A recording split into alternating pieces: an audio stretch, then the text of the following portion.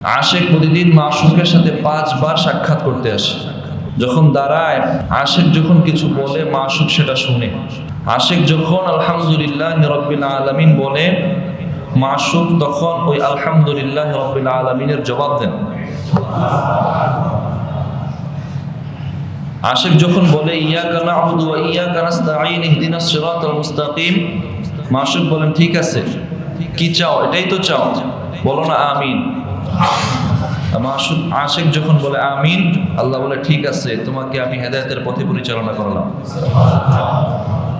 এবার যখন রুকুতে যায়, সেজদায় যায়, একটু ঝুঁকে মাথাটা পুরাটাই মাশউকের সামনে ঝুঁকে দিয়ে বলে সুবহানা রাব্বিয়াল আ'লা, আল্লাহ আপনি তো সবচাইতে বড়, সবচাইতে উঁচু, সবচাইতে মহান। মাশউক বলতে থাকে ঠিক আছে, আমারই তো প্রশংসা করেছো, আর কি চাও বলো। এবার শেষ বৈঠকে গিয়ে যখন বলা হয় আল্লাহুম্মা ইন্নী যালামতু নাফসি যুলমান কাসীরা ওয়া লা ইয়াগফিরুয যুনুবা ইল্লা আনতা ফাগফিরলি, আল্লাহ গো নিজের উপর অনেক জুলুম করে ফেলেছি, অন্যায় করেছি, পাপ করেছি, ওয়া লা ইয়াগফিরুয যুনুবা ইল্লা আনতা, আপনি ছাড়া মাফ করার কেউ নাই, আল্লাহ গো মাফ করে দেন, ইন্নাকা আনতাল গফুরুর রহিম, আপনি তো ক্ষমাশীল, আপনি তো দয়ালু। আল্লাহ মাশউক তখন বলতে থাকেন তুমি গুনাহ করেছো, স্বীকার করেছো, আমাকে গুনাহ মাফকারী বলতেছো, ঠিক আছে যাও, সালাম ফিরানোর আগেই আমি তোমার গুনাহ মাফ করে দিলাম। হ্যাঁ, এইভাবেই তো সাক্ষাৎ হচ্ছে, কথাবার্তা হচ্ছে আমাদের রবের সাথে, মালিকের সাথে, মাশউকের সাথে। দায়িত্বটা কঠিন কিন্তু মজা বেশি, দায়িত্ব কঠিন হলেও মজা বেশি। এই যে দায়িত্ব প্রতিদিন আদায় করছি, পালন করছি, রব আমাদের জন্য কি প্রাপ্তি, কি সুসংবাদ, কি বেনিফিট দিবেন, চলেন না কয়েকটা পয়েন্ট আজকে সেটাই শুনবো ইনশাআল্লাহ। ফি নাফসিহি সালাতের কি ফায়দা, যতটুকু সময় পাই ততটা পয়েন্ট বলার চেষ্টা করবো ইনশাআল্লাহ। 1 নাম্বার, যে জীবনের যে হালতেই থাকেন না কেন, সালাত নামাজ এটা আপনার আমার জীবনের প্রশান্তি, এটা জীবনের শান্তি, প্রশান্তি। সুনানে আবি দাউদের 4986 নম্বর হাদিসের বর্ণনা। সাহাবায়ে কেরাম নামাজকে কিভাবে নিজের জীবনের প্রশান্তি মনে করতেন, চলেন হাদিসটা শুনি। عن عبد الله بن محمد بن الحنفية رضي الله تعالى عنه قال انطلقت أنا وأبي إلى سهر لنا من الأنصار نعوده فحضرت الصلاة فقال لبعض أهله يا جارية ائتوني بوضوء لعلي أصلي فأستريح।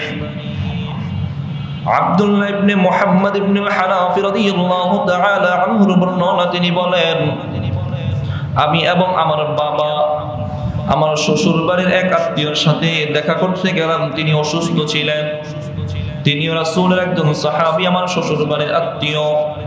ইলা সিহরিন লানা মিনাল আনসার, আনসারী গোত্রের আমার শ্বশুর বাড়ির একজন আত্মীয় অসুস্থ হয়েছেন, তিনাকে আমরা দেখতে গেলাম। ফাহাদারাতিস সালাহ, ইত্তবসরের নামাজের সময় হলো। ফাকালা লিবাদি আহলিহি ইয়া জারিয়া, ওই অসুস্থ ব্যক্তিটা ঘরের একজন সদস্যকে বললেন ইয়া জারিয়া, হে কন্যা অথবা হে দাসী, ইতুনি বিওয়াতুইন, আমার জন্য ওযুর পানি নিয়ে আসো, ওযুর পানি নিয়ে আসো।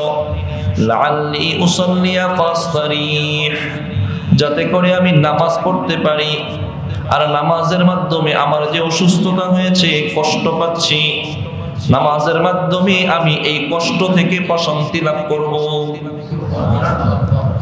আমি তো অসুস্থ, নামাজের মাধ্যমে অসুস্থতা থেকে প্রশান্তি লাভ করব। ক্বালা ফাআনকারনা যালিকা আলাইহি, রাবী বলেন এই অসুস্থ ব্যক্তিটা পানি ব্যবহার করবে, নামাজ পড়বে।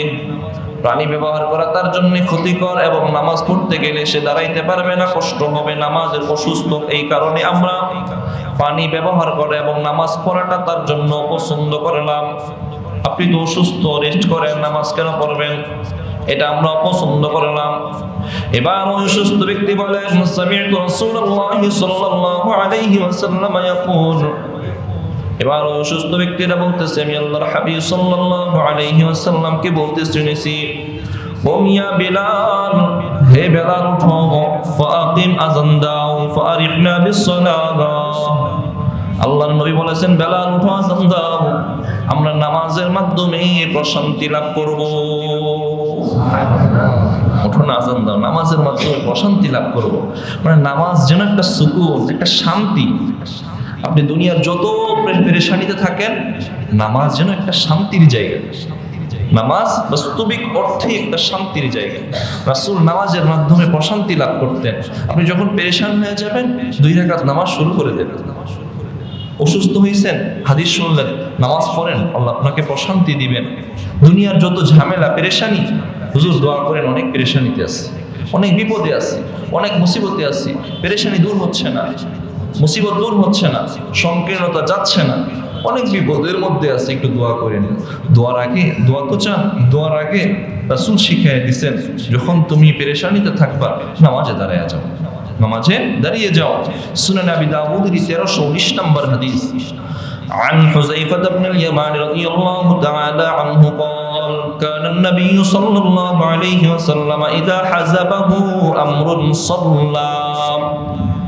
আল্লাহর নবীর জালিলুল কদর সাহাবী হযরত হুযায়ফা ইবনুল ইয়ামান রাদিয়াল্লাহু তাআলা আনহু বর্ণনা করেন, আল্লাহর হাবিব সাল্লাল্লাহু আলাইহি ওয়াসাল্লাম ইদা হাযাবাহু আমরুন, যখন কোনো কঠিন মুসিবতের সম্মুখীন হতেন, ইদা হাযাবাহু আমরুন, যখন কোনো কঠিন সমস্যার সম্মুখীন হতেন, সাল্লাহ, সাথে সাথে নামাজে দাঁড়িয়ে যেতেন। রাসূল কঠিন মুসিবত আসলে নামাজে দাঁড়িয়ে যেতেন। যুদ্ধ চলতেছে, কে জিতবে কে হারবে, আমাদের সংখ্যা তো কম, ওদের সংখ্যা অনেক বেশি, যুদ্ধে হেরে যেতে পারি, ঠিক আছে তোমরা যুদ্ধ করো, আমি তাবুতে নামাজে দাঁড়িয়ে আছি। মুসিবতে রাসূল নামাজে দাঁড়িয়ে যাইতেন, কারণ এই নামাজ হলো সমস্ত পেরেশানি থেকে প্রশান্তি।